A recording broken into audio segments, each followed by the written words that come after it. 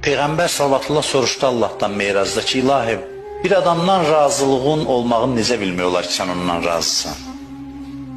Allah buyurdu ki, ona 3 şey verərəm kimdən razı olsam. 3 şey verərəm. Şükran la yuxalifuhul cəhl. Ona elə bir şükür verərəm, həmişə şükür halında olar. Özü də agəhlıq üzündən şükür eləyər. Bilər nemətin sahibi kimdir?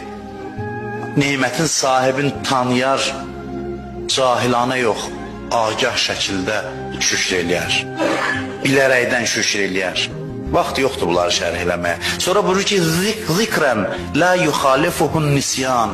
Elə bir deyir zikir verərəm ona, həmişə mən yadında olaram, bir an unutmaz məni. Hər halda mən onun yadında olaram. Allah da adamın yadında olsa güclü olur adam. Qüdrətli olur, qüvvətli olur, ləzzətli olur yaşayış. Həlavətə zikrik var. Zikrin səni yad eləməyin ləzzətini mənə datdır. Heç bir şey Allahla münacat onu yad eləməyin ləzzəti qədər ləzzətli deyil. Heç vaxt sarsılmır. Ən çətin vaxt adamın köməyinə gəlir. Bu elə bir zikir adama ehtiyacsız eləyir, güclü, qüdrətli eləyir. Üçüncüsü nədir? Üçüncü o xislətli ki, deyir, ona elə bir məhəbbət verirəm ki, heç nəyi məndən üstün bilməz.